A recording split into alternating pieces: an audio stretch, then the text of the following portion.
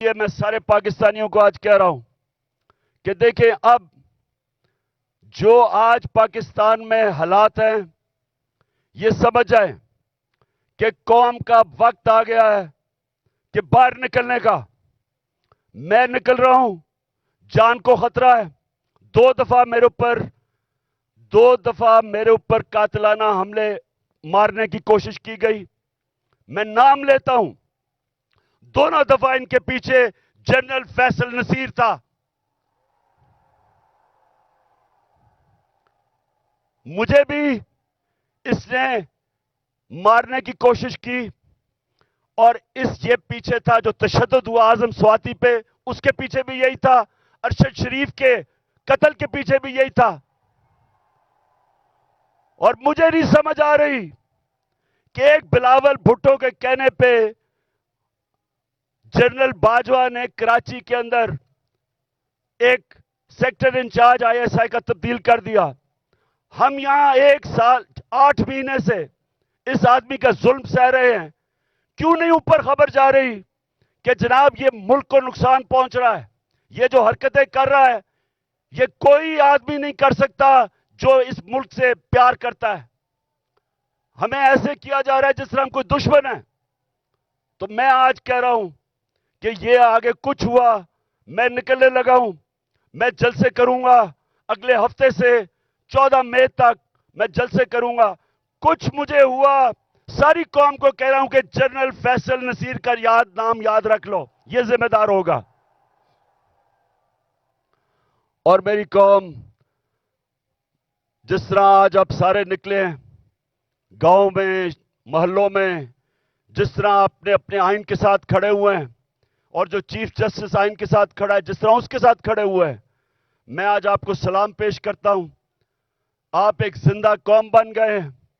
یہ یاد رکھیں گے جب ایک قوم کا آئین گیا, اس کا مطلب اس کا قانون گیا, اس کا مطلب اس کا انصاف کا نظام گیا, اس کا مطلب کہ رول آف لا گیا, اور اس کا سب سے بڑا مطلب کہ اس قوم کی آزادی گئی.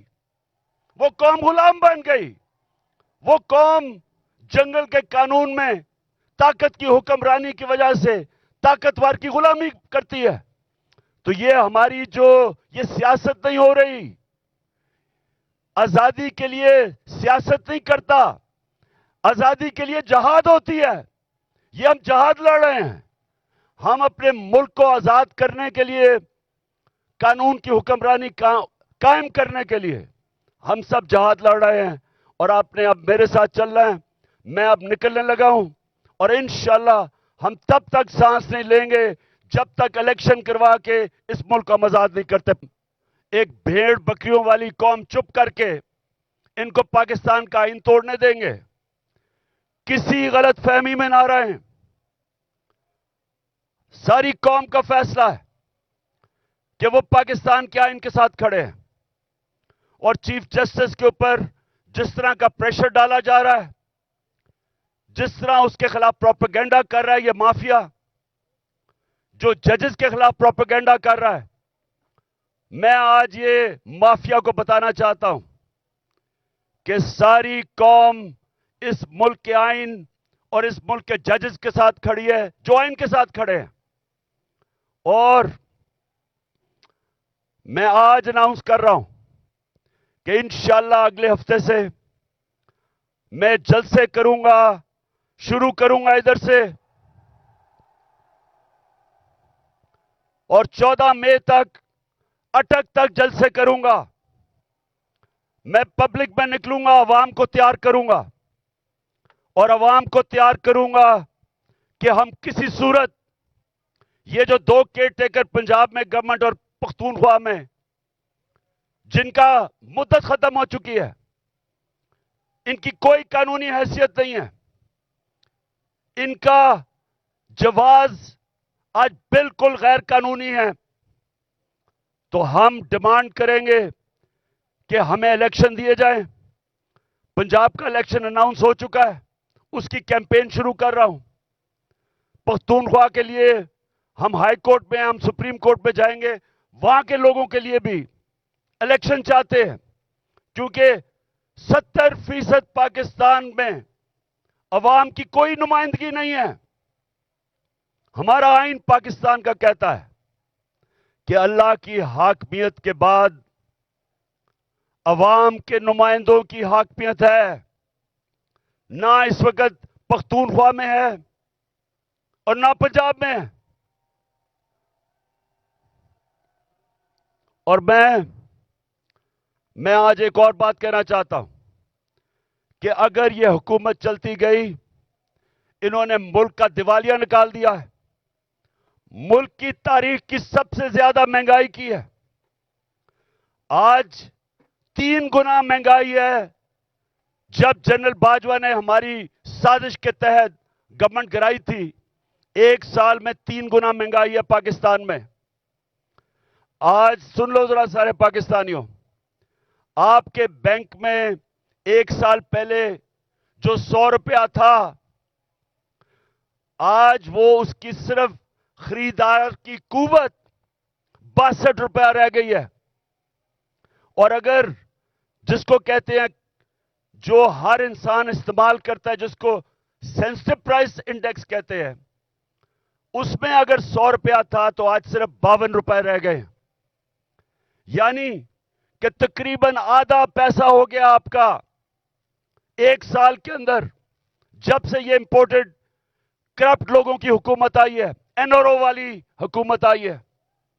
تو جب انہوں نے ملک کا دیوالیہ نکال دیا، تاریخی قرضے لے لیے، مہنگائی میں لوگ ڈوب رہے ہیں، فیکٹریاں انڈسٹری بند ہو رہی ہے، بے روزگاری بڑھ رہی ہے، اور اس کے علاوہ دنیا میں پاکستان ذلیل ہو رہا ہے. جو بلاول بھٹو ہندوستان گیا ہے، جس طرح کا وہاں رویہ ہندوستان کے فارن منسٹر کا تھا، یہ ہم سب کے لیے شرمندگی کا باعث ہے. سوال یہ پوچھتے ہیں کہ ساری دنیا کے چکر لگا رہے ہو بلاول بھٹو، پہلے بتاؤ جانے سے پہلے آپ یہ کسی سے پوچھتے ہیں کہ جب آپ ایک ملک کا پیسہ خرچ کر رہے ہیں، ڈالر خرچ کر رہے ہیں ٹرپس پہ، تو اس کا فائدہ اور نقصان کیا ہوگا؟ کیا فائدہ ہوا آپ کو ہندوستان میں جا کے جس طرح کا اس نے زبان استعمال کی ہے؟ اور میں آج ہندوستان کے فارن منسٹر کو بھی کہنا چاہتا ہوں کہ کیا آپ میں کوئی تہذیب نہیں؟ کیا آپ میں کوئی ایٹیکیٹ نہیں کہ آپ کے ملک میں ایک مہمان آتا ہے، یا تو اس کو بلائیں نا، لیکن بلا کے اس طرح ذلیل کرنا، یہ ہندوستان پہ ریفلیکٹ کر رہا ہے. یہ آپ کا جو تکبر ہے، میں نے یہ جو تکبر آپ میں دیکھ رہا ہوں، یہ یاد رکھیں کہ اللہ کا قانون ہے کہ جو طاقتور ہے وہ ہمیشہ طاقتور نہیں رہتا، اور جو کمزور ہے وہ کمزور بھی ہر وقت نہیں رہتا. انشاءاللہ ہمارا ملک اٹھے گا اور قانون کی حکمرانی کے اوپر ہم کھڑا کریں گے، رول آف لا پہ اس قوم کو کھڑا کریں گے، اور انشاءاللہ ایک عظیم ملک بنائیں گے. لیکن اس سے پہلے ملک میں الیکشن کی ضرورت ہے. اس ملک میں الیکشن ہو، عوام کے نمائندے اوپر آئیں. یہ جو گھس بیٹھی ہے سازش کے تحت، پیسے چوری کے پیسے سے لوگوں کو خرید کے، اور یہ جو اوپر آ کے بیٹھے ہیں، یہ جب تک ہے ملک نیچے جاتا رہے گا. یہ جو جنرل باجوہ نے تحفہ دیا ملک کو، جو اس ملک کو تباہی، جو جنرل باجوہ نے ملک سے کیا ہے، کوئی دشمن بھی نہیں کر سکتا تھا. کوئی دشمن 1 سال میں پاکستان کو وہ نقصان نہیں پہنچا سکتا تھا جو جنرل باجوہ پہنچا کے گیا. اور یہ جو شہباز شریف ہے، میں سے سوال پوچھتا ہوں کہ تم برطانیہ کیا کر رہے ہو؟ تم جو برطانیہ چلے گئے ہو، آپ کے پاس ٹائم اتنا زیادہ ہے؟ کیا آپ کو پتا نہیں کہ یہاں 2 دن پہلے 6 ہمارے فوجی شہید ہوئے؟ 7 پارا چنار میں ٹیچر کو انہوں نے گولیاں ماری. مہنگائی تاریخی ہے. ان حالات کے اندر تم کیسے ملک چھوڑ کے وہاں چلے گئے؟ کیونکہ پیسہ تمہارا باہر پڑا ہے، بھائی تمہارا مفرور باہر بیٹھا ہوا ہے، بزنسز آپ کی باہر ہیں، بچے آپ کے باہر ہیں، آپ کی بزنسز، بچے، آپ کے علاج، سب کچھ ملک سے باہر ہے۔ تو ملک صرف پیسہ بنانے کے لیے آتے ہیں، اس لیے